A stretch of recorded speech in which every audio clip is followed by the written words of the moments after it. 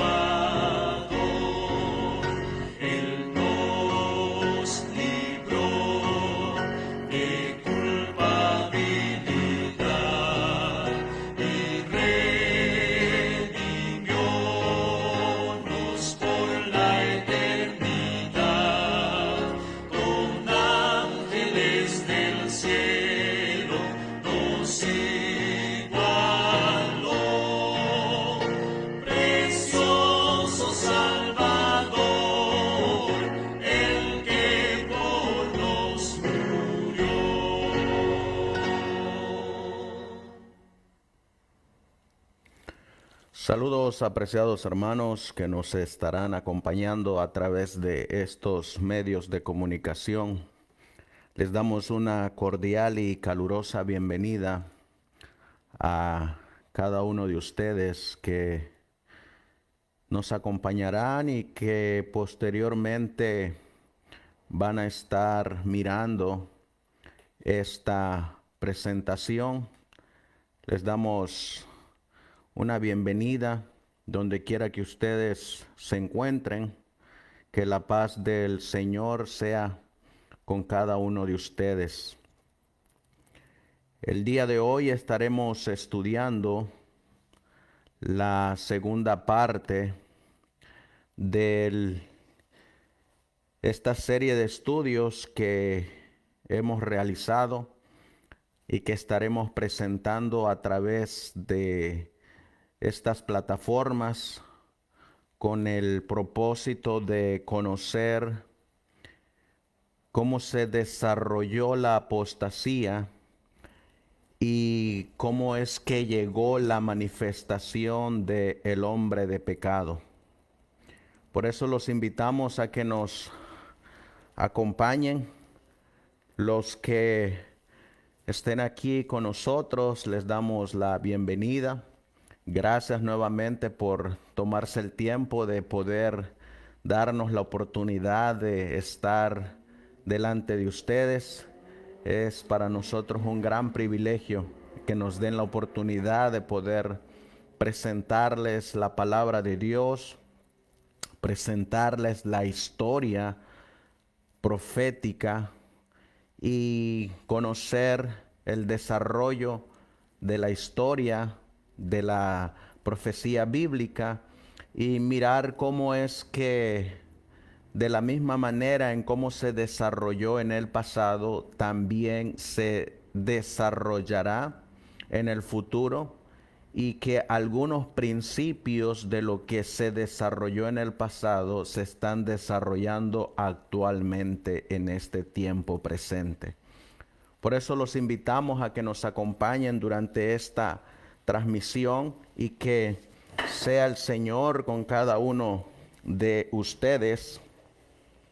Nosotros nos vamos a colocar de rodillas para buscar a Dios en oración y así poder nosotros comenzar el estudio de la palabra del Señor. Vamos a colocarnos de rodillas, hermanos, los que podamos, y así juntos poder orar delante de nuestro Señor Jesucristo. Amantísimo Dios, que tu morada está en las alturas de los cielos. Una vez más, Señor mi Dios Todopoderoso, nos postramos de rodillas en este humilde lugar para estudiar tu palabra, para agarrar fe, esperanza, consuelo, ánimo de ella, y que a la luz de tus hijos fieles que han vivido en el pasado, podamos mirar cómo siempre has tenido una iglesia, cómo siempre has tenido un remanente, cómo siempre has tenido un pueblo peculiar que no se doblega, que se mantiene firme en tu palabra, un pueblo que le hace frente al error, le hace frente a la apostasía, un pueblo que no se contamina con ella. Por eso, Señor, tú dejaste escrito en tu palabra que tú tienes un remanente en toda la ancha y faz de la tierra. Un remanente al cual tú lo miras como la niña de tus ojos. Y ese remanente, mi Dios, es el que va a levantar el estandarte, el pendón en este tiempo presente. Te rogamos y te suplicamos que nos ayudes por medio de tu Espíritu Santo para poder desarrollar esta presentación. Ayúdame con los aparatos, ayúdame con estos medios de comunicación. Ayúdanos con el internet. Sobre todo, Señor mi Dios, coloca ese carbón encendido en mis labios para que no sean mis palabras, sino que sean tus palabras. Dirígenos pues, mi Dios, dirige a mis hermanos que están del otro lado de la pantalla, que tú seas con ellos, que tú les ayudes en sus pruebas, en sus luchas, en sus aflicciones, y los consueles de fe y esperanza, que lo que nos ha tocado vivir a nosotros, también ya lo vivieron otros, y no hay por qué desanimarse o desesperarse. Sabemos que tu palabra dice que todo tiene su tiempo. Por eso, Señor, acompáñanos a todos, dirígenos a todos con tu Espíritu Santo y que todo sea para tu honra y tu gloria. Todo esto te lo pedimos y te lo suplicamos en el precioso y bendito nombre de tu Hijo, nuestro Señor y divino Salvador Jesucristo. Amén. Amén. Amén.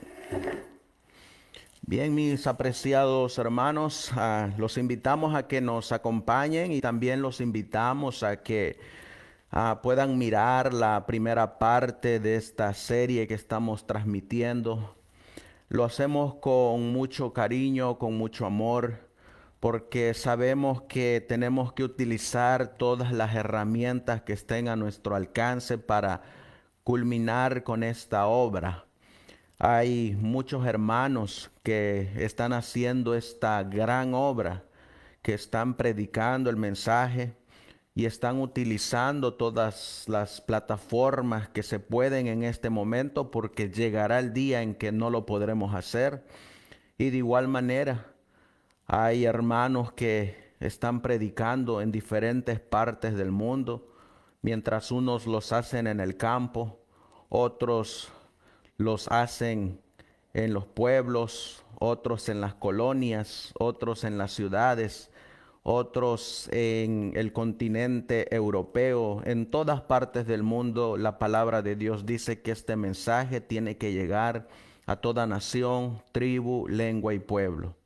Y el mensaje que se nos ha encomendado a nosotros en esta etapa final, en esta recta final de la palabra profética, es el mensaje del tercer ángel. Es un mensaje que causa división, que causa separación, que provoca odio, que provoca insultos, que provoca para algunos desunión, aún hasta entre familiares. Pero es que es el mensaje que se tiene que dar para esta hora, porque el Señor tiene que tener preparado para su segunda venida a un pueblo peculiar y distinto. Y sobre todo, el mensaje del tercer ángel nos da la orden, esa orden que manda Dios a través del tercer ángel es: si alguno adora a la bestia y a su imagen y recibe la marca en su frente o en su mano, él también beberá el vino del furor de la ira de Dios. Es un mensaje que se tiene que dar a pesar de las dificultades. Y habrá un pueblo que dará este mensaje. Es un mensaje directo. Es un mensaje que llega hasta los tuétanos de los huesos. Es un mensaje que, aunque a muchos no les gusta, otros, obedeciendo el mandato que recibieron de Dios, darán este mensaje. Por eso, el día de hoy hemos titulado a este segundo tema de esta serie, la apostasía y la manifestación del hombre de pecado. ¿Qué es el papado? Para eso vamos a hacer la introducción. Nosotros miramos en nuestro tema anterior que la apostasía se desarrolló en el primer siglo, en la época de los apóstoles. El apóstol Pablo exhortó a ancianos de la iglesia que estuvieran preparados, porque de entre ellos mismos se levantarían hombres que pervertirían al rebaño, hombres que vendrían vestidos de ovejas, pero que en realidad eran lobos rapaces. Y en medio de esa apostasía, Dios mantenía a un pueblo. Cuando nosotros miramos la historia, vamos a encontrar que ese pueblo, que era un pueblo peculiar, fueron los primeros cristianos. Los primeros cristianos fueron un pueblo peculiar. La Biblia dice, hablando de este pueblo que conocía sus escrituras, que conocía la palabra de Dios, dice en el libro de Deuteronomio, Deuteronomio capítulo 7, y leeremos el versículo, Deuteronomio capítulo 7 y el versículo 6, la palabra de Dios dice, hablando de este pueblo cristiano, que eran un pueblo peculiar. La palabra de Dios dice, porque tú eres pueblo santo para Jehová tu Dios.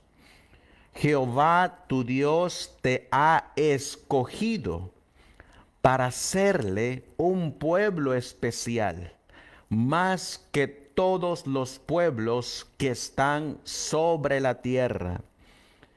Este mensaje lo recibió Moisés de mano del Señor, del Dios Todopoderoso, haciendo al pueblo de Israel un pueblo escogido, un pueblo santo, un pueblo especial, un pueblo peculiar. Y nosotros sabemos que la iglesia cristiana surgió precisamente de ese pueblo santo, de ese pueblo judío, de ese pueblo especial. Los primeros cristianos eran judíos, pero se llamaban cristianos porque vivían como Cristo, hacían las obras de Cristo, pensaban como Cristo, es decir, tenían el carácter de Cristo. Eran santo como Cristo era y es santo. Este mismo versículo de Deuteronomio capítulo 7 y el versículo 6 lo tomó el apóstol Pedro del Antiguo Testamento, pero ahora lo aplica a el pueblo cristiano. En Primera de Pedro capítulo 2 y el versículo 9 dice la palabra del Señor: mas vosotros sois linaje escogido, real sacerdocio, nación santa, pueblo adquirido por Dios, para que anunciéis las virtudes de aquel que os llamó de las tinieblas a su luz admirable. Miren qué precioso versículo, hermanos. Este versículo, esta palabra fue tomada por el apóstol Pedro del Antiguo Testamento, pero ahora se lo iba a aplicar a estos primeros cristianos que eran un linaje escogido, que eran un real sacerdocio, que eran una nación santa, que eran un pueblo adquirido para Dios y que fueron ese linaje escogido, ese real sacerdocio, esa nación santa, fueron adquiridos por Dios para que anunciaran, para que anuncien, para que proclamen, para que digan las virtudes de aquel que es Cristo, que os llamó de las tinieblas a su luz admirable. Nosotros miramos en nuestro estudio anterior en nuestro primer estudio miramos que estos primeros cristianos tenían la luz de la palabra de Dios, tenían la luz de Cristo Y miramos en ese primer estudio que estos primeros cristianos no convivían, no participaban con las tinieblas, no habitaban en la oscuridad, porque ellos sabían perfectamente que eran luz en medio de las tinieblas. Y leímos en 2 Corintios capítulo 6 y el versículo 14 al 18 que el apóstol Pablo dijo que no hay comunión entre la luz y las tinieblas, que no hay concordia, que no hay unión entre lo santo y lo profano, entre lo verdadero y lo falso, es decir, la apostasía. Y el apóstol Pablo dio dos órdenes en ese versículo. Número 1, primero dijo, no os unáis en yugo desigual con los incrédulos. Y la segunda orden que dio fue, salid de ella, de en medio de ellos, pueblo mío, salgan de ahí, no participen de las tinieblas. Por eso este pueblo cristiano era un pueblo peculiar, distinto, diferente, apartado, para anunciar las virtudes de aquel que os llamó de las tinieblas a su luz admirable.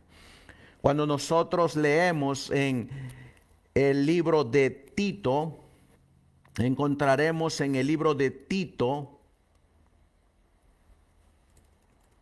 en el capítulo 2 y el versículo 14, que eran un pueblo celoso.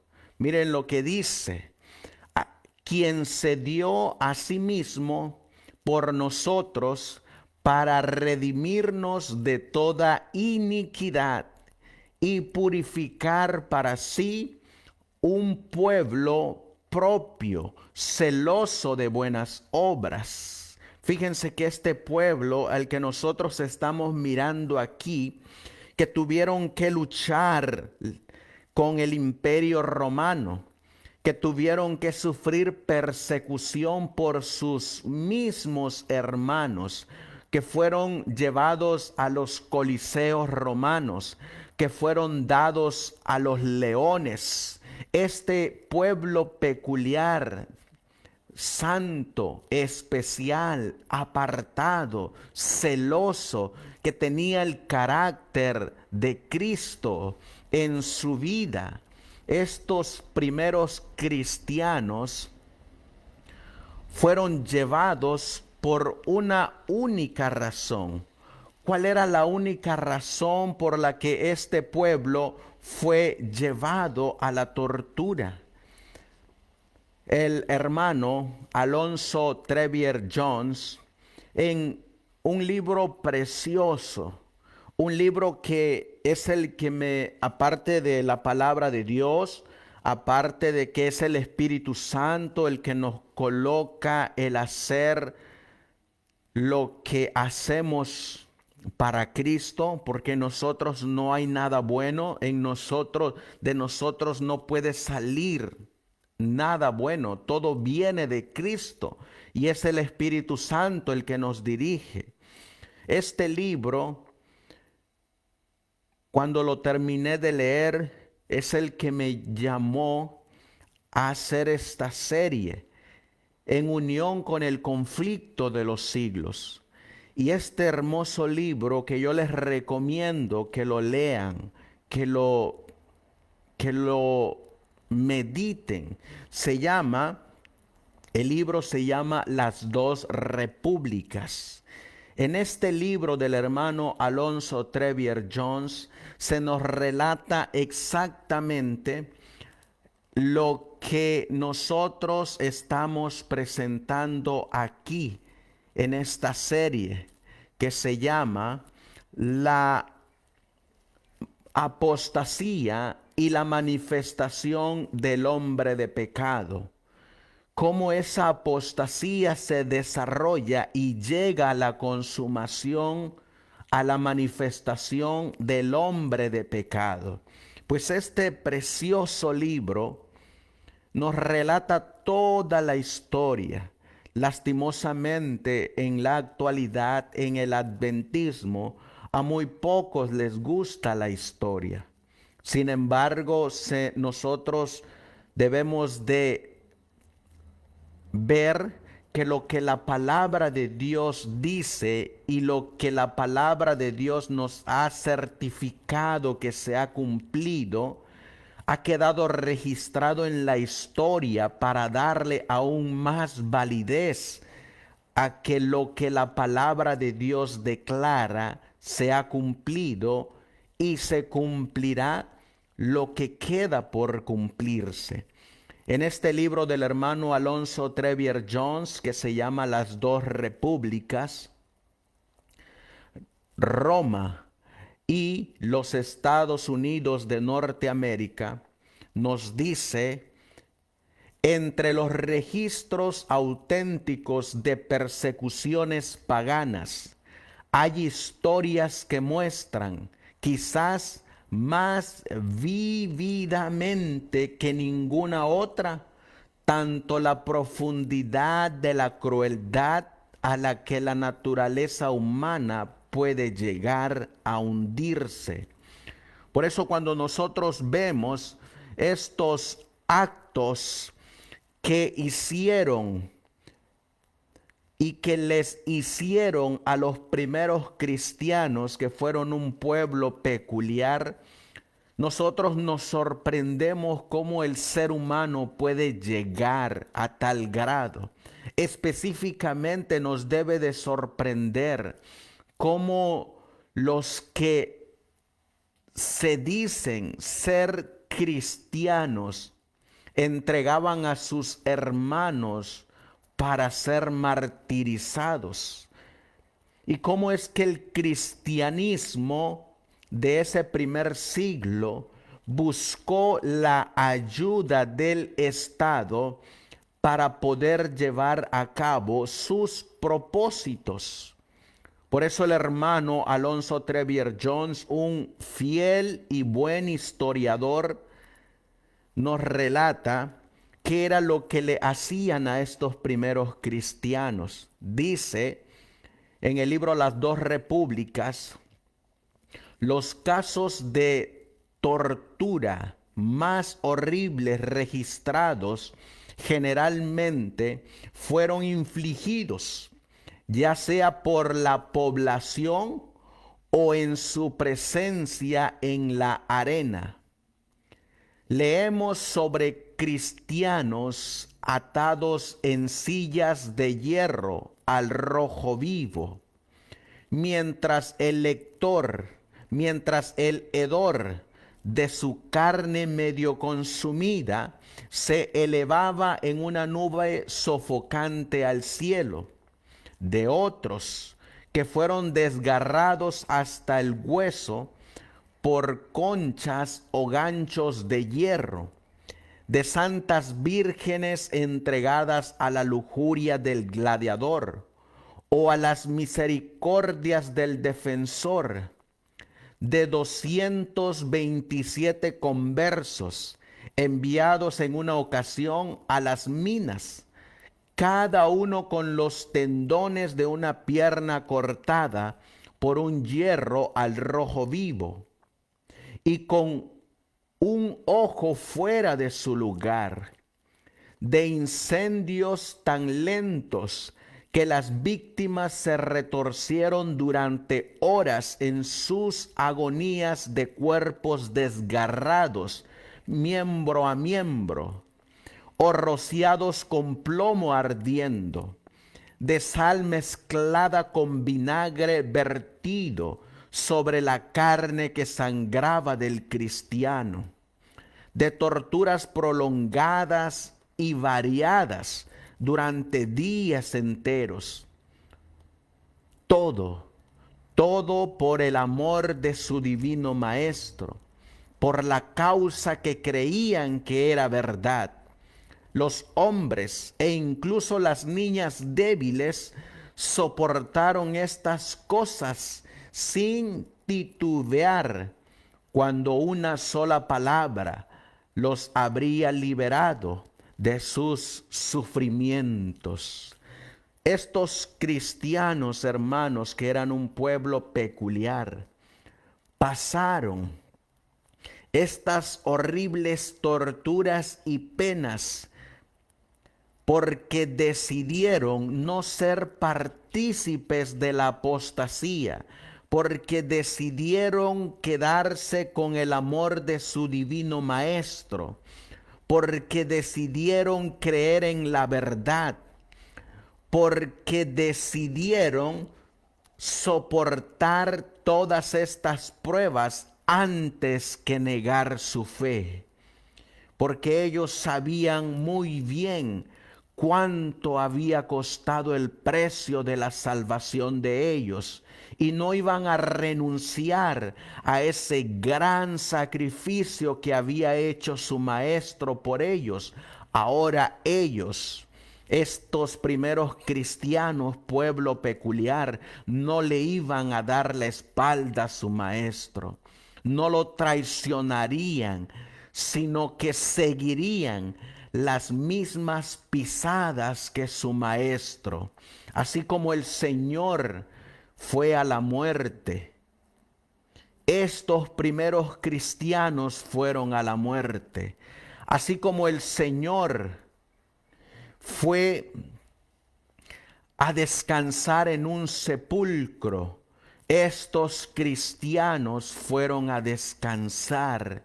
Y así como el Señor descansó y resucitó, ahora estos primeros cristianos están esperando oír la voz de su Señor que les diga: venid, benditos de mi Padre, y heredad el reino preparado para vosotros. Por eso, mis apreciados hermanos, el ser cristianos es un privilegio, pero también es un alto honor que se nos ha encomendado, porque la palabra cristiano va más allá de lo que nosotros hoy conocemos. La palabra cristiano es ser un pueblo peculiar y distinto, especial, que Dios nos ha dado los dones espirituales como iglesia para anunciar las virtudes de este mismo Jesús que murió por nosotros y que nos llamó de las tinieblas a su luz admirable.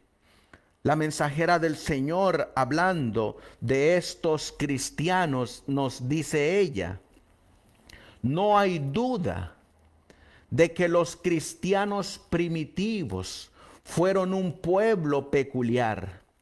Su conducta intachable y su fe inquebrantable constituían un reproche continuo que turbaba la paz del pecador. Aunque pocos en número, escasos de bienes, sin posición ni títulos honoríficos, aterrorizaban a los obradores de maldad, donde quiera que fueran conocidos su carácter y sus doctrinas.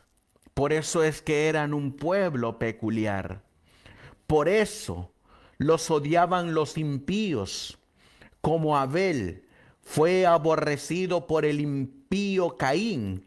Por el mismo motivo que tuvo Caín para matar a Abel, los que procuraban librarse de la influencia refrenadora del Espíritu Santo daban muerte a los hijos de Dios. Por ese mismo motivo, los judíos habían rechazado y crucificado al Salvador, es a saber, porque la pureza y la santidad del carácter de éste constituían una reprensión constante para su egoísmo y corrupción. Desde el tiempo de Cristo hasta hoy, sus verdaderos discípulos han despertado el odio y la oposición de los que siguen con deleite los senderos del mal. Qué tremenda cita del Conflicto de los Siglos, página 43. Eso es lo que nos espera, hermanos.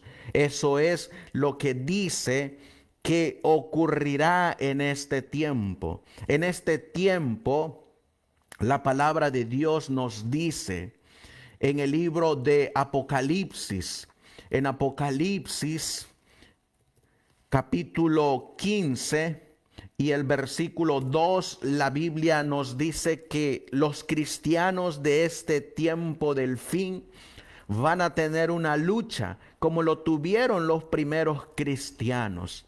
Y esa misma experiencia que vivieron nuestros hermanos cristianos del primer siglo, del segundo siglo, esa misma experiencia se volverá a repetir en un tiempo no muy lejano. La palabra de Dios nos va a mostrar ahora cuáles serán los enemigos del pueblo peculiar, del pueblo especial, del pueblo santo. Dice el apóstol Juan en esa visión que Dios le reveló acerca de este pueblo peculiar en el tiempo del fin. Vi también como un mar de vidrio mezclado con fuego, y a los que habían alcanzado la victoria sobre la bestia y su imagen y su marca y el número de su nombre, en pie sobre el mar de vidrio con las arpas de Dios. Este mismo problema, estos mismos enemigos, hermanos, se van a levantar contra el pueblo de este tiempo, este pueblo peculiar que no se une con la apostasía, que prefiere separarse de la apostasía. Ya no les voy a volver a mostrar las citas que mostramos en nuestro primer estudio, donde dejamos bien en claro en las citas de cómo los apóstoles y los primeros cristianos combatían la apostasía y se separaban de la apostasía. Daban el mensaje, le daban al mensaje el sonido certero a la trompeta, a pesar de las consecuencias que ellos sabían que vendrían sobre ellos. No les importaba.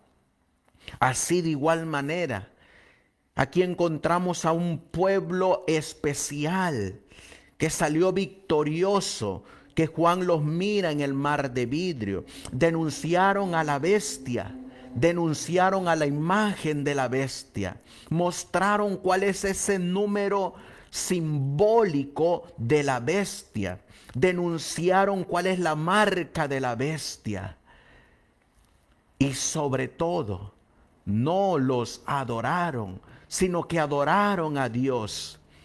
Pero para que eso se realice, como también se realizó cuando se manifestó el hombre de pecado, tiene que venir primero la apostasía. Y estamos en la apostasía. Eso quiere decir que no estamos lejos de que la bestia se levante contra este pueblo peculiar. No estamos lejos de que la imagen de la bestia hable. Y no estamos lejos de que el número se coloque y la marca se ponga. Por eso tiene que venir la apostasía para que se manifieste la bestia, el hombre de pecado. En la época de los cristianos vino primero la apostasía y en el 538 después de Cristo se manifestó el hombre de pecado, el hijo de perdición, y quedó establecida la abominación desoladora. Abominación porque esta bestia sale del abismo. Asoladora porque esta bestia traerá desolamiento sobre el pueblo de Dios, y ese desolamiento hará que el pueblo de Dios se esparza por toda la tierra. Ahora estamos en ese tiempo de reunión que nos mencionan primeros escritos en la página 74. Pero también llegará el día que cuando nuevamente se le dé la autoridad, el poder y el trono sobre todo el mundo, este sistema nuevamente perseguirá a este pueblo peculiar y nuevamente vendrá un esparcimiento por donde quiera de este pueblo peculiar. Lo mismo que fue en el pasado es lo mismo que será en un tiempo no muy lejano. Tenía que venir primero la apostasía. Eso lo dejó registrado el apóstol Pablo en segunda de Tesalonicenses capítulo 2, versículo 2 en adelante, dice, hablando de esta apostasía: que no os dejéis mover fácilmente de vuestro modo de pensar, ni os conturbéis ni por espíritu, ni por palabra, ni por carta como si fuera nuestra, en el sentido de que el día del Señor está cerca. Nadie os engañe en ninguna manera, porque no vendrá Cristo sin que antes venga la apostasía y se manifieste el hombre de pecado, el hijo de perdición. Nuevamente recalcamos que primero tiene que venir la apostasía y después se tiene que manifestar el hombre de pecado. Así nuevamente, como fue en la época de los cristianos, vino la apostasía desde la primera iglesia, la iglesia de Éfeso, la iglesia de los cristianos, y llegó a su consumación en la iglesia de Tiatira. Así de igual manera, en nuestro tiempo comenzó la apostasía con la alfa y su culminación será la omega. Pero cuando llegue la omega, entonces se manifestará el hombre de pecado, comenzará a actuar nuevamente, nuevamente se establecerá, ya no con tiempo profético como en el libro de Daniel o en el libro de Apocalipsis, sino que nuevamente se establecerá para perseguir al pueblo peculiar. Nuevamente esta abominación asoladora comenzará la persecución a este pueblo santo. Por eso es urgente dar estos mensajes. Por eso se nos ha llamado pueblo peculiar, porque estamos llamados a dar el mensaje del tercer ángel. La mensajera del Señor nos dice en el conflicto de los siglos, otro libro que debemos de leer y releer, que debemos de repartir y seguir repartiendo. En la página 48 dice, el apóstol Pablo, en su segunda carta a los tesalonicenses, predijo la gran apostasía que había de resultar en el establecimiento del poder papal. Declaró respecto al día de Cristo: ese día no puede venir sin que venga primero la apostasía y sea revelado el hombre de pecado, el hijo de perdición, el cual se opone a Dios y se ensalza sobre todo lo que se llama Dios o que es objeto de culto, de modo que se siente en el templo de Dios, ostentando que Él es Dios. Y además, el apóstol Pablo advierte a sus hermanos que el misterio de iniquidad está ya obrando. Ya en aquella época, dice la mensajera del Señor, bajo la dirección de la carta del apóstol Pablo a los tesalonicenses, ambos inspirados por el Espíritu Santo, tanto Pablo como Helena, nos muestran y nos dice, ya en aquella época veía él, es decir, Pablo, que se introducían en la iglesia errores que prepararían el camino para el desarrollo del papado. Por eso cuando nosotros miramos, nosotros hemos realizado este diagrama donde nos muestra en un resumen lo que venimos compartiéndole con ustedes durante esta serie. Esa apostasía que viene desde la época de la iglesia de Éfeso, esa apostasía que significa apartarse de la fe, como nos lo dice el apóstol Pablo, que ya en aquella época veía que se introducían en la iglesia errores que prepararían el camino para el desarrollo del papado. Esta frase me gusta, hermanos, porque los errores, las falsas doctrinas, las falsas enseñanzas es un falso Juan Bautista. Ese falso Juan Bautista que prepara el camino para el establecimiento del papado nuevamente. Por eso es que en la iglesia adventista se está preparando para que acepten al papado y se dejen colocar la marca de la bestia en su frente y se dejen colocar el nombre de la bestia en su frente. Por eso estas falsas doctrinas, estos errores doctrinales que estamos mirando en la iglesia adventista son lo que se le puede llamar como un falso Elías, como un falso Espíritu Santo. Se le puede llamar como un falso Juan el Bautista que está preparando el camino para que la corporación adventista sea tomada y obedezca en el momento que se establezca nuevamente para la persecución del pueblo de Dios, la abominación desoladora. Las falsas doctrinas en el tiempo de Pablo vinieron a dar su resultado en el año 538, cuando fue establecido el hombre de pecado, cuando fue establecido la abominación desoladora, cuando fue establecido el inicuo, cuando quedó establecido el papado.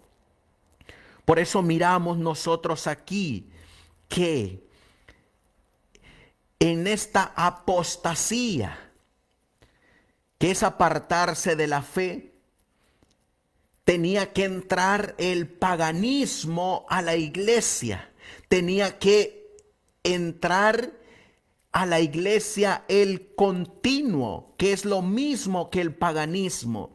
Por eso que no nos sorprenda, hermanos, hoy en día, que lo que está entrando en la iglesia adventista, el paganismo, el continuo nuevamente, para que se fusionen.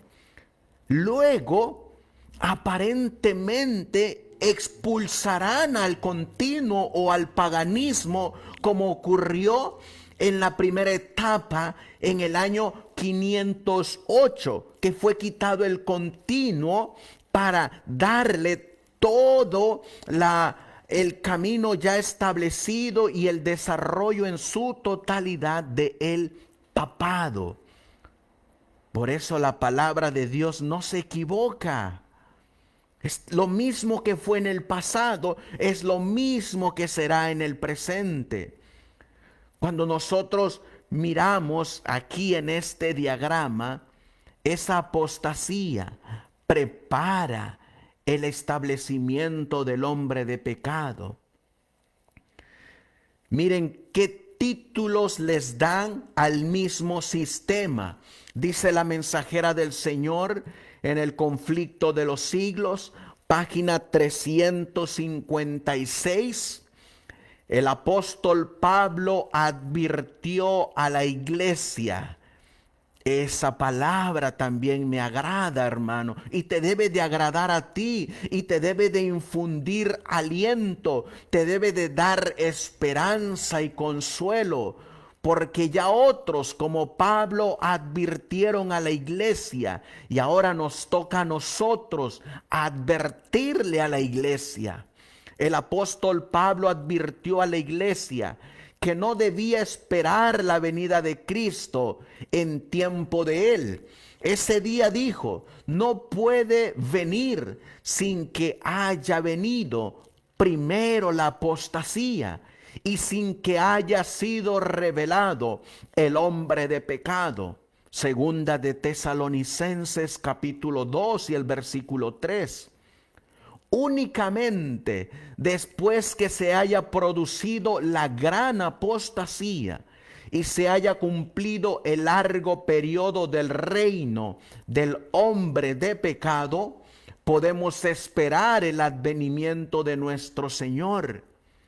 El hombre de pecado, que también es llamado misterio de iniquidad, hijo de perdición, y el inicuo, representa al papado, en el cual, como está predicho en las profecías, conservaría su supremacía durante 1260 años.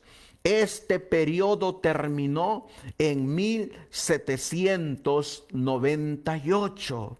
Encontramos clarito, hermanos, que a el hombre de pecado, la Biblia le da los títulos que mencionan las Sagradas Escrituras.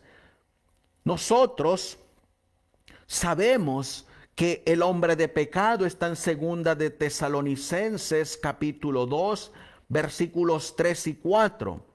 En segunda de Tesalonicenses capítulo 2, versículo 7 está el título del inicuo y el hijo de perdición. Y sabemos que el papado está representado en Daniel 7:25 como el cuerno pequeño. En Apocalipsis capítulo 13 encontramos que está simbolizado el papado como la bestia. Y en Apocalipsis 17 encontramos que está simbolizado por esa mujer que va sentada sobre una bestia que tiene 7 cabezas y 10 cuernos. Es el mismo sistema, el papado, pero debemos de preguntarnos, ¿qué es el papado? Porque ya estaba obrando, dice Pablo y dice la mensajera del Señor, desde los días de los apóstoles. Ya estaba el misterio de iniquidad, ya estaba obrando el papado. ¿Cómo es posible que ya estaba obrando el papado desde los tiempos de los apóstoles si no vino a ser establecido hasta el 538?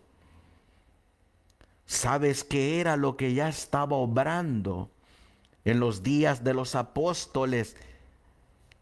Parte del papado, su principio fundamental sobre la cual se fundó el papado.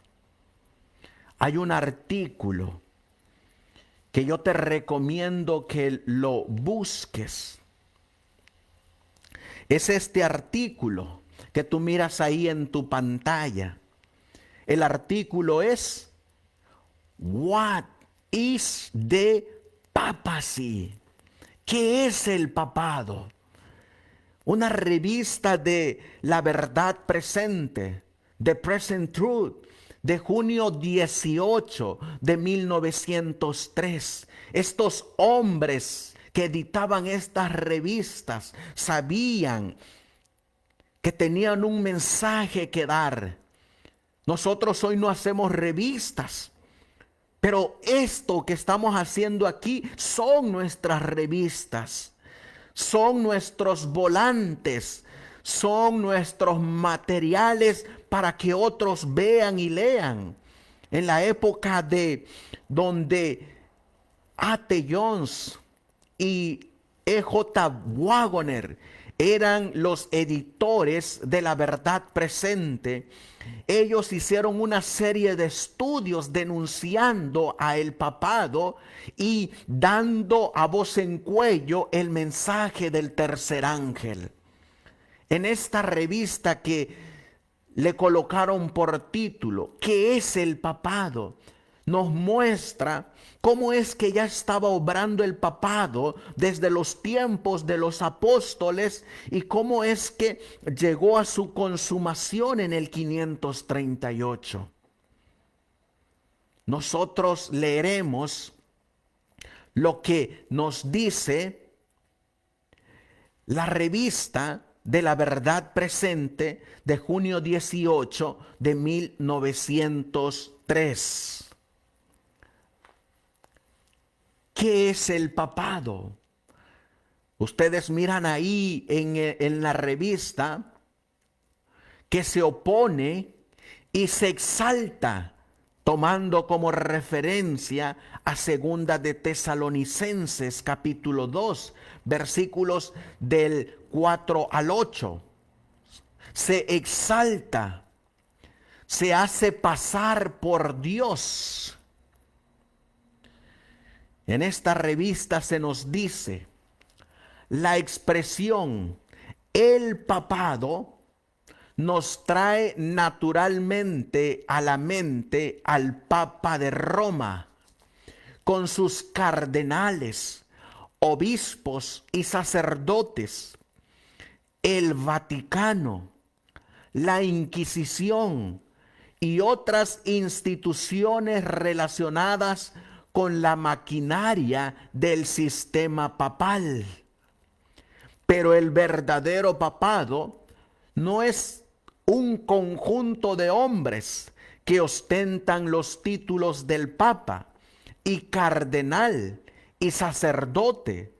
No son las instituciones que esos hombres y sus partidarios han plantado en Italia y en todo el mundo. No son las falsas doctrinas del catolicismo, ni son las tres cosas juntas. Noten, el papado va más allá de eso. Lo que es el papado se extiende mucho más de solamente el Papa de Roma, de los cardenales, de obispos, sacerdotes. Se extiende más allá de lo que es el Vaticano, la Inquisición, o los títulos o las doctrinas.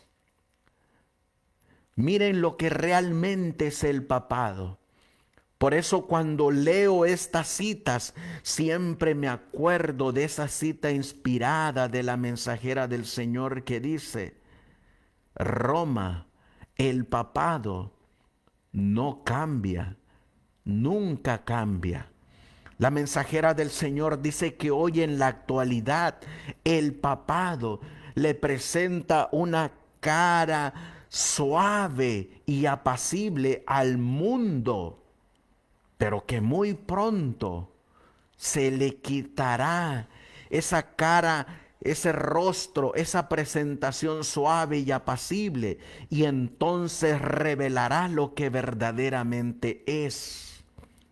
Dice el hermano Wagoner, que es el editor de esta revista, de La Verdad Presente, de junio 18 de 1903.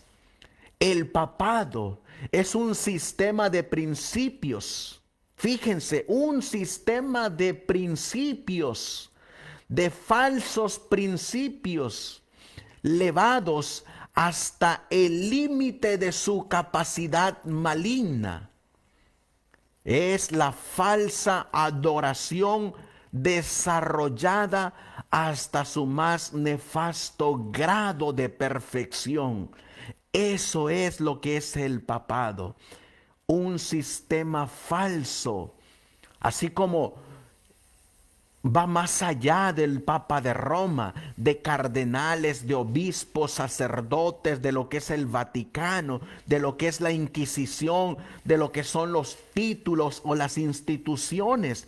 Va más allá de esto. Nos dice que el papado viene desde antes. Ese principio en el cual se estableció este sistema viene desde los tiempos de los apóstoles. Antes, dice aquí, de que hubiera papas u obispos o cardenales, o antes de que la mayoría, sino todas de las falsas doctrinas que Roma enseña hubieran surgido, el misterio de iniquidad ya obraba. Segunda de Tesalonicenses 2:7. Antes de que se hubieran establecido las instituciones papales o se hubiera puesto en funcionamiento la maquinaria papal, estaban funcionando los principios que culminaron en la revelación de el hombre de pecado. Vamos a mirar que los títulos que se le dan al hombre de pecado son hijo de perdición, hombre de pecado, la bestia, el cuerno pequeño, el inicuo. Esos son los títulos para el hombre de pecado. La verdadera esencia de este sistema puede verse en las siguientes palabras del apóstol Pablo: que nadie se engañe en ninguna manera, porque no vendrá sin que haya venido la apostasía y se manifieste el hombre de pecado, el hijo de perdición, el cual se opone y se levanta contra todo lo que se llama Dios o es objeto de culto, tanto que se sienta en el templo de Dios como Dios, haciéndose pasar por Dios. El hermano Waggoner dice, la versión King James revisada dice, presentándose como Dios. Es la exaltación del yo, es ponerse en el lugar de Dios. Desarrolla este principio hasta el límite y el resultado será siempre el papado.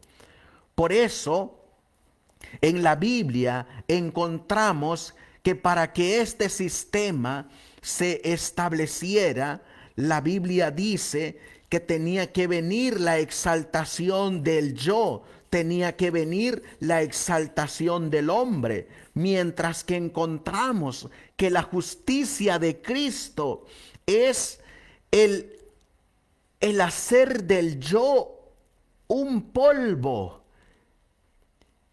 Que la justicia de Cristo cuando nos llega a nosotros nos abate hasta el polvo.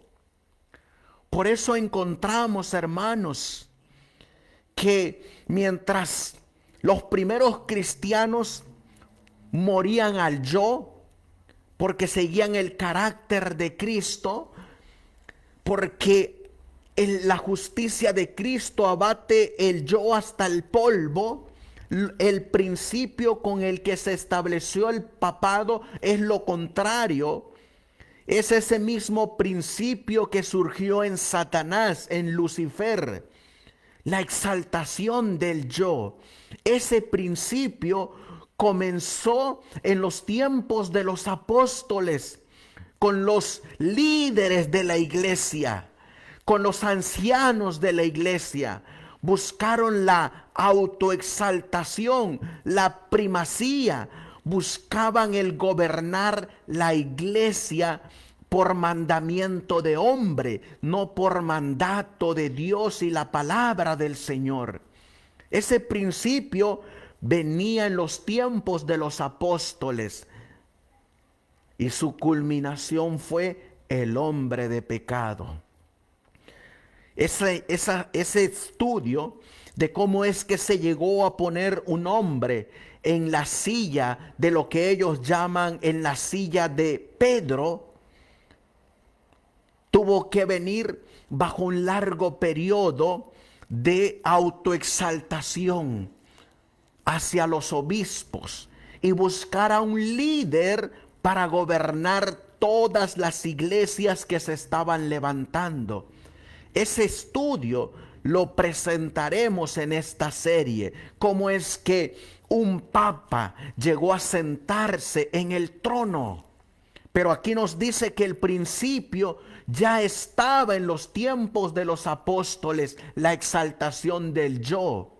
Dice, de hecho, es el papado incluso cuando no está completamente desarrollado, porque hay muchas fases y manifestaciones de él.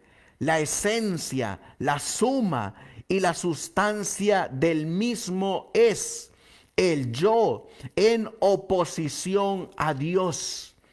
Los caminos del hombre en oposición a los caminos de Dios. Y este principio es naturalmente inherente a todo hombre. Cada individuo tiene dentro de sí una tendencia a ponerse a sí mismo en el lugar de Dios. Esta tendencia encuentra su expresión más natural en los esfuerzos por procurarse el poder de hacer lo que es correcto. Miren cómo se exalta el yo en oposición a Dios y cómo los caminos del hombre se oponen a los caminos de Dios. Cómo el hombre vino a colocarse en el lugar de Dios y cómo este mismo hombre vino a colocar sus caminos en lugar de los caminos del Señor. El hombre que se autoexalta o ese yo que se autoexalta hace votos y resuelve vivir rectamente. Después, a continuación, crea leyes para obligarse a sí mismo a ser justo. Y tercero, por último, se inflige penitencias a sí mismos como último recurso para encadenarse, por así decirlo, en el camino de la obediencia a la voluntad divina.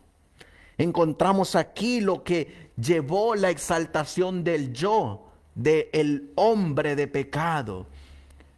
Comenzaron a hacer votos, comenzaron a decir que ellos podían vivir rectamente por ellos mismos y comenzaron a enseñar la salvación por obras y no por fe.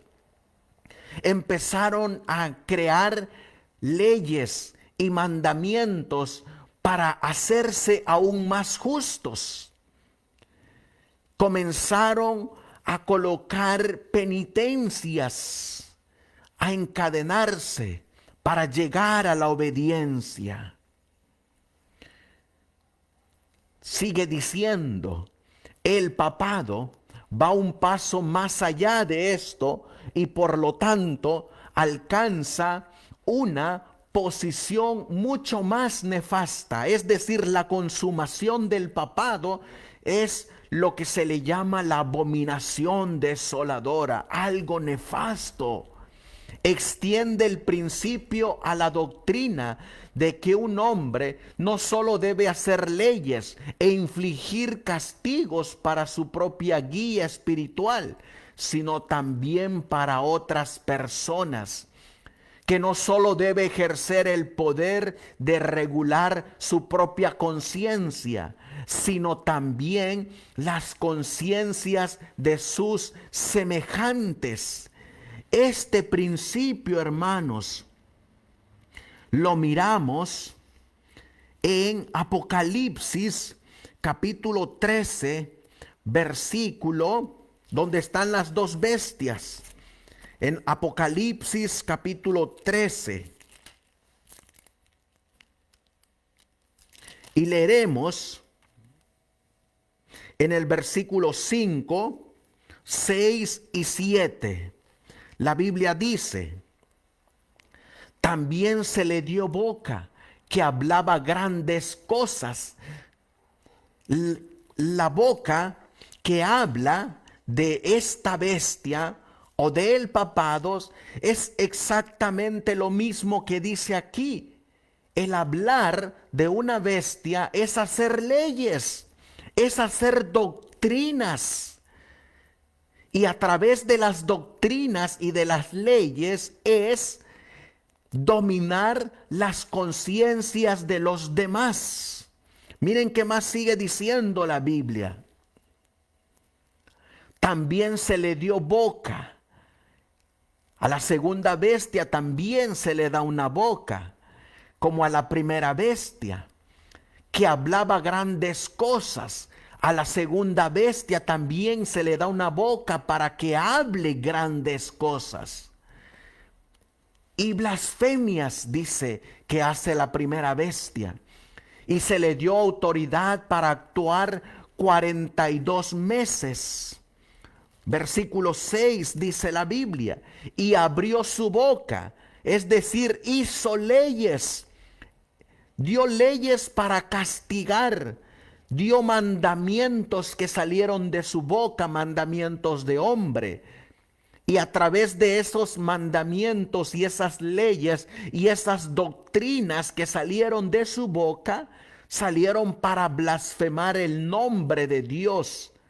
Por eso es que encontramos que una de esas palabras, una de esas doctrinas que salen de la boca, es blasfemar el nombre, blasfemar el tabernáculo santo en el cielo y blasfemar a los que moran en el cielo. Y el versículo 7 dice: ¿qué hizo con los que no dejaron que se les dominara su conciencia? Y se le permitió hacer guerra contra los santos. Estos santos, como los primeros cristianos del siglo I, que no dejaron que se les dominara la conciencia, porque para ellos el vivir era Cristo y el morir era ganancia. Así también en el periodo del establecimiento del papado, de la abominación desoladora, no se dejaron dominar la conciencia. Para ellos era más preferible un escrito está que un así dicen los hombres. Por eso la Biblia dice que a estos santos que no se les dominó la conciencia, los mandaron al descanso. El Señor dijo: van a reposar, pero van a salir vencedores. Mientras que aparentemente el papado los vencía, salían victoriosos para Cristo. También se le dio autoridad sobre toda tribu, pueblo, lengua y nación. Por eso encontramos que esta bestia habla. Y el hablar es hacer doctrinas, el hablar es hacer leyes, el hablar es dominar la conciencia a través de estos mandamientos de hombre. Por eso el hermano Waggoner dice: y así tenemos al Papa de Roma, que domina las conciencias, sentado como Dios en el templo de Dios y asumiendo autoridad para mandar a todos los hombres bajo pecado, para cerrar el cielo a todos, o para liberar del purgatorio, o para absolver a las almas de las penas de todas las leyes, para regular, en resumen, las conciencias y el culto del mundo entero. Se dan cuenta, mis apreciados hermanos, cómo nuestro mensaje es bien claro, bien sencillo, pero que tiene que ser como una espada de dos filos que tiene que entrar y partir los tuétanos. Aunque duela, tenemos que dar el mensaje. Aunque cause división, aunque traiga oprobio y odio, tenemos que dar el mensaje. Es una orden que se nos dio.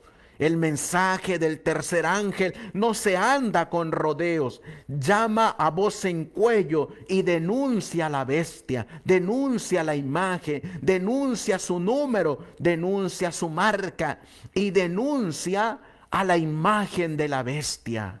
Es un mensaje que tiene que ser claro, directo, preciso. Es dar en el blanco.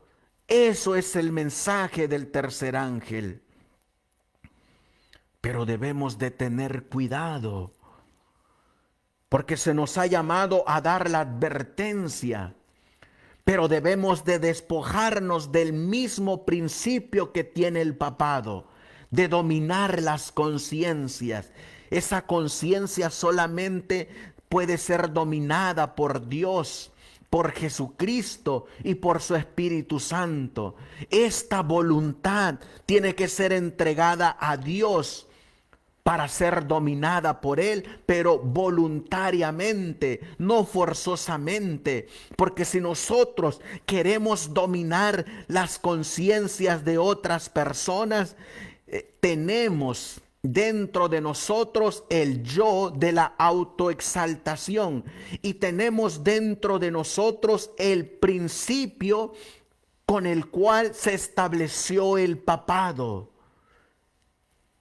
Y ese principio que tal vez podamos tener dentro de nosotros solamente puede ser liberado a través del Evangelio de Jesucristo. Mira lo que sigue diciendo el hermano Wagoner en esta revista. Dice: este es el principio de ponerse en el lugar de Dios, llevado a su máxima expresión. Y lo que debe tenerse en cuenta en relación con todo esto es que este principio de autoexaltación no se limita en su operación a un cierto tipo o clase de hombres. Estamos hablando en el caso de los papas, de los cardenales, de los obispos o de las instituciones católicas. Un control, dice, no se limita en su operación a un cierto tipo o clase de hombres, sino que es un principio que tiene un control natural sobre todos. Un control que solo puede ser desatado por el poder del Evangelio de Dios.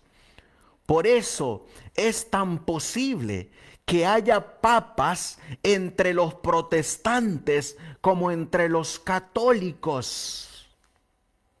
De cierto, de hecho, es cierto que hay muchos papas en el mundo protestante hoy. Y está hablando en 1903, porque miren, podemos llegar nosotros a ser papas si nos autoexaltamos y si en vez de llevarlos a Cristo los traemos a nosotros. Tenemos el mismo principio. Y en 1903 dice la revista de la Verdad Presente de junio 18 de 1903. De hecho, es cierto que hay muchos papas en el mundo protestante hoy, no visible como el Papa de Roma, ni ostensiblemente como el Papa de Roma, sino hombres que, sin embargo, se ponen o permiten que otros los pongan en el lugar de Dios, de modo que la gente los busca a ellos en lugar de buscar a Dios. en lugar de a Dios para aprender lo que es correcto. El principio es el mismo en ambos casos y los resultados están destinados a ser tan malos en un caso como el otro. ¿Te das cuenta, mi apreciado hermano, cómo podemos tener el principio con el cual se estableció el papado? Cuando nosotros queremos gobernar la conciencia de otros, cuando nosotros queremos la autoexaltación, cuando nosotros buscamos la primacía, cuando nosotros nos colocamos en el lugar de Dios, o cuando alguien viene y nos exalta a tal grado que se olvida de Dios. Es el mismo principio. Me gustó lo que dijo Waggoner. Debemos de ir a esto, hermanos. Esta es nuestra guía, la Biblia. Esta es nuestra luz. Esta es nuestra norma. Esta es la última palabra. Esta es la última palabra porque es la palabra de Dios. Cristo mismo utilizó la palabra de su Padre para definir su posición. Los apóstoles decidieron mantenerse firmes en esta palabra, la palabra del Señor Jesucristo, antes de la palabra de los hombres. Es sumamente importante estar agarrado de Cristo. Es sumamente importante estar unida a la vid. Es sumamente importante escuchar la voz de Cristo, la voz del pastor. No digo que sea malo pedir un consejo, pero siempre, si ese consejo va con un escrito está, se puede tomar. Pero si va bajo la dirección de un hombre que no está fundado en la palabra de Dios, no se puede tomar, ni en las prácticas de la vida, ni en las prácticas de la fe, ni en las doctrinas, ni en las interpretaciones. Tiene que ser con un escrito está. El hermano Waggoner sigue diciendo que cada hombre tenga cuidado de cómo se pone o permite que lo pongan en una posición que le haga ocupar el lugar de Dios. Primera de Pedro 4:11 dice, si alguno habla, hable conforme a las palabras de Dios. Si no es la voz de Dios la que se oye, y el poder de Dios el que se siente a través de él, si en otras palabras él llama la atención no a Dios sino a sí mismo, se eleva a sí mismo y no a Cristo ante la multitud, entonces, aunque no sea un papa de nombre, está impulsado por el mismo principio que opera en el papado y está atrayendo sobre sí una parte en su condenación. Para contrarrestar esta tendencia creciente en los hombres y salvarlos de la perdición, se envía al mundo un mensaje especial en estos últimos días. Se resume en las palabras del profeta Isaías. En Isaías capítulo 40, versículo 9, dice la Biblia, que son las citas que está citando la verdad presente. Dice el profeta Isaías, súbete sobre un monte alto, anunciadora de Sión, levanta fuertemente tu voz, anunciadora de Jerusalén, levántala, no temas. Di a las ciudades de Judá, ved aquí, al Dios vuestro. Ven que este atalaya, ven que este mensajero de la verdad presente, este mensajero del tercer ángel, anuncia la voz de Dios bajo un escrito está. En el versículo 6, el profeta Isaías dice, voz que decía, da voces. Y yo respondí, ¿qué tengo que decir a voces? Que toda carne es hierba y toda su gloria como flor del campo.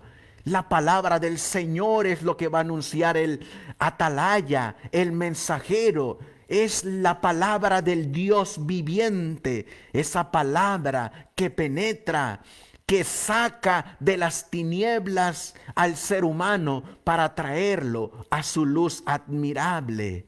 En el versículo 8 dice el profeta Isaías, sécase la hierba, marchítase la flor, mas la palabra del Dios nuestro permanece para siempre. ¿Te das cuenta, mi apreciado hermano? Todo pasará, mas mi palabra no pasará, dice el Señor. Por eso te invitamos, apreciado hermano, a que te agarres de Cristo, a que Cristo sea tu líder, a que Cristo sea tu cabeza, a que Cristo sea la fuente de agua viva donde vayas a tomar esa agua gratuita. Que Cristo sea tu maná que cae del cielo. Que Cristo sea tu consolador. Que Cristo sea tu vid. Que Cristo sea tu pastor. En otras palabras, como Juan el Bautista dijo, he ahí el Cordero de Dios que quita el pecado del mundo. Estamos mirando en esta serie una lucha entre el bien y el mal. Estamos mirando una lucha entre la apostasía y los fieles, los santos, el pueblo peculiar. Estamos viendo una lucha entre la luz y las tinieblas. Estamos viendo una lucha entre el pueblo santo y la bestia, quien es el papado. Una lucha entre el pueblo peculiar y la imagen de la bestia. Una lucha que pronto llegará a su fin. Estamos comenzando a luchar, pero todavía viene lo más fuerte. Por eso es urgente tomar las palabras de Pablo y vivirlas. Con Cristo estoy juntamente crucificado. Ya no vivo yo, mas Cristo vive en mí. Y las cosas que vivo en la carne, la vivo por fe y la vivo por amor al Hijo de Dios. Vamos a finalizar con esta cita de Fe y Obras que nos dice la mensajera del Señor. Si alguna vez hubo un tiempo en que necesitáramos fe e iluminación espiritual, ese tiempo es ahora. Aquellos que bajo oración y estudio de la palabra buscan conocer la voluntad de Dios para este tiempo, no serán llevados por la tormenta que pronto azotará al mundo. Ellos, este pueblo peculiar, singular, especial, distinto, este pueblo santo, ellos sabrán discernir los tiempos y harán los preparativos necesarios para lo que viene.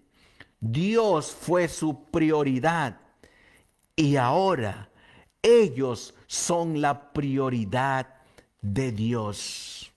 Fe y Obras, página 45. Que el Señor te bendiga, apreciado hermano. Es nuestro deseo mostrarte que solamente hay salvación en Cristo Jesús.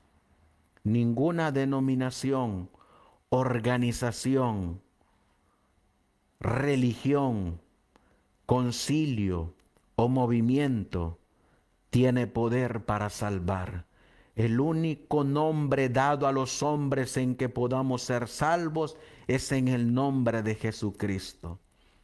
El único propósito por el cual Dios colocó una iglesia en la tierra es para anunciar las virtudes de aquel que nos llamó de las tinieblas a su luz admirable. El único propósito por el cual Dios colocó una organización eclesiástica es para que en la iglesia haya orden. La única razón por la que Dios estableció los concilios es para preservar la doctrina y la enseñanza. Pero solamente hay un camino para ser salvos, y ese es Jesucristo. Él dijo: yo soy el camino, la verdad y la vida. Ese poder para salvar no se lo dio ni a ningún papa, ni a ningún cardenal, ni a ningún obispo, ni a ninguna iglesia, ni a ninguna organización, ni a ningún pastor. Ese poder solamente está en Cristo Jesús. Él es el camino. Que el Señor te bendiga donde quiera que estés. Ánimo, sigue avanzando donde estás. Sigue trabajando para el Señor. Sigue dependiendo de Él, porque Él los lleva aquí en la palma de sus manos. Juan ahí los miró que Cristo los llevaba. Eran las 7 estrellas que Cristo llevaba en su mano derecha. Ahí te lleva el Señor. Sigue avanzando, sigue animando, porque Él muy pronto volverá. Vamos a finalizar con una palabra de oración y que el Señor los bendiga donde quiera que ustedes se encuentren. Posteriormente, la próxima semana continuaremos con esta serie, la apostasía y la manifestación del hombre de pecado. Finalizaremos con una oración y con un himno. Que el Señor les bendiga grandemente. Amantísimo Dios, que tu morada está en las alturas de los cielos. Gracias te damos, Señor, por reanimarnos, por afirmarnos, por darnos las fuerzas para seguir avanzando. Tú eres la luz, tú eres la roca fuerte, tú eres el castillo, tú eres nuestro pronto auxilio, tú eres nuestro pastor. Isaías dijo: un niño nos es nacido, y su nombre será grande, admirable, príncipe de paz, Dios nuestro. Es en Él en el que encontramos la salvación y la redención. Es en Él en el que encontramos el perdón de nuestros pecados. Es en Él en el que encontramos la vida eterna. Gracias por darnos a tu Hijo Jesucristo. Y gracias por dejarnos a el Consolador, al Espíritu Santo, para que nos guíe a toda verdad. Bendice a tu pueblo peculiar, especial y distinto en toda la ancha y faz de la tierra. Sé con ellos, Señor. Dales de acuerdo a tu voluntad. Las pruebas que estén pasando, anímalos. Yo sé que ellos encontrarán ánimo, consuelo, fe y esperanza cuando vayan a tu palabra. Ahí está el todo del hombre. Ahí está todo lo que necesitamos. Gracias, Señor. Todo esto te lo pedimos y te lo suplicamos en el precioso y bendito nombre de tu Hijo, nuestro Señor y divino Salvador Jesucristo. Amén. Amén. Que el Señor les bendiga, hermanos. Los vamos a dejar con un hermoso himno que se llama Cuando allá se pase lista y mi nombre llamen, yo responderé. Cuando allá se pase lista.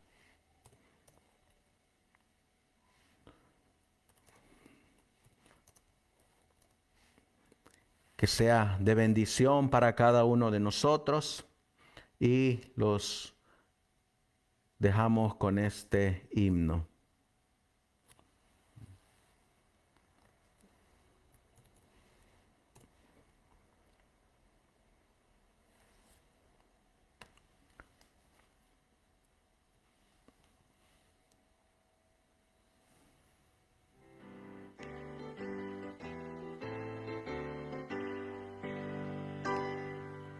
Cuando suene la trompeta en el día del Señor, su esplendor y eterna claridad veré.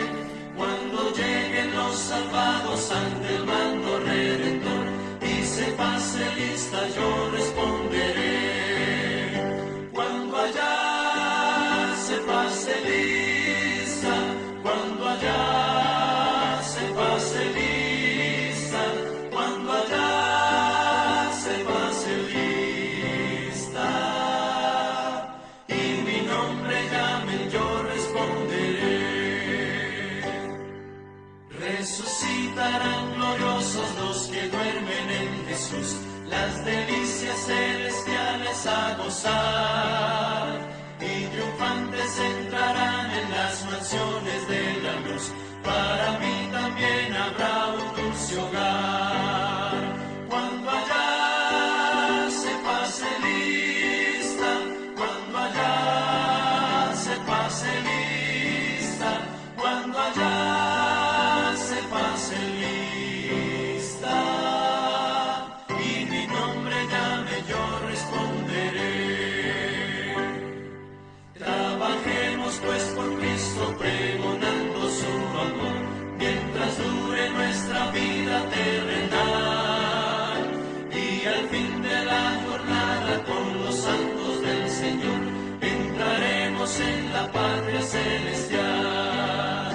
Cuando allá se pase lista, cuando allá se pase lista,